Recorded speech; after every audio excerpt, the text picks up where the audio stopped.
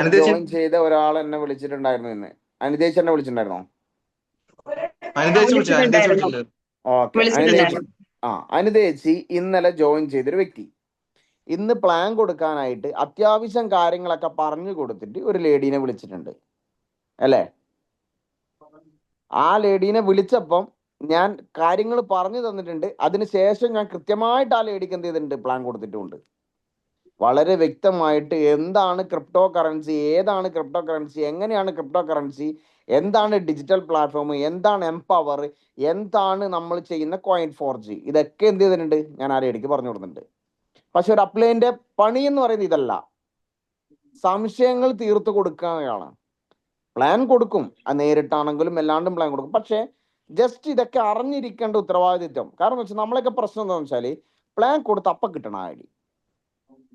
ഒരാൾ ഓക്കെ എന്ന് നമുക്ക് നോക്കാം എന്ന് പറഞ്ഞ പാട് അയാൾ അപ്പം കിട്ടണം. ആ ഒരു ആറ്റിറ്റ്യൂഡ് എന്ത് ചെയ്യണം, നമ്മൾ മാറ്റണം.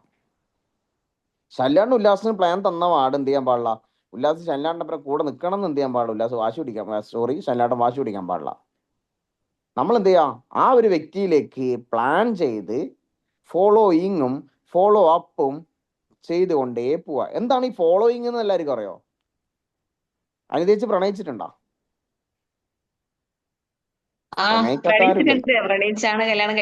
പ്രണയിച്ചാണ് കല്യാണം കഴിച്ചത്. അപ്പൊ എല്ലാരും ഇതിവിടെ ഇരിക്കുന്ന എല്ലാരും പ്രണയിച്ചിട്ട് തന്നെ കല്യാണം ഏകദേശം കഴിച്ചത്. നന്നായിട്ട് പ്രണയിക്കുന്നുണ്ട്. ഉമീറൊക്കെ നന്നായിട്ട് പ്രണയിക്കുന്നുണ്ട്. വിനോദേട്ടൻ, റുക്കീത്ത, നമ്മളെ വിഭു ആട്ടൻ, എല്ലാരും ഇപ്പൊ അമലിനൊക്കെ നന്നായിട്ട് പ്രണയിച്ചുകൊണ്ടിരിക്കുക. അപ്പൊ ഈ പ്രണയം എങ്ങനെയാ നമ്മൾ ചെയ്യാം? നമ്മൾ പ്രണയം എന്ന് പറയുന്നത് ഒരാൾക്ക് മാത്രം തോന്നുന്ന സാധനമല്ല, രണ്ടാളും ചേർന്നാലല്ലേ പ്രണയമാവുള്ളൂ.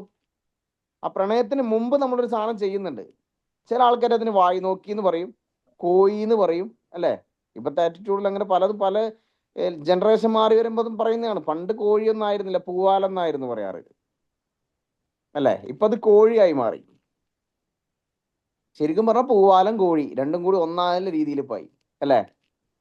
ശരിക്കും പറഞ്ഞാൽ ഈ ഫോളോയിങ് എന്താ? ശരിക്കും ഒന്ന് ചിന്തിച്ചു നോക്കുക. ഒരു ഫോളോയിങ് ചെയ്താലല്ലേ ഒരു പെണ്ണ് നമ്മളെ കൂടെ നിൽക്കുള്ളൂ.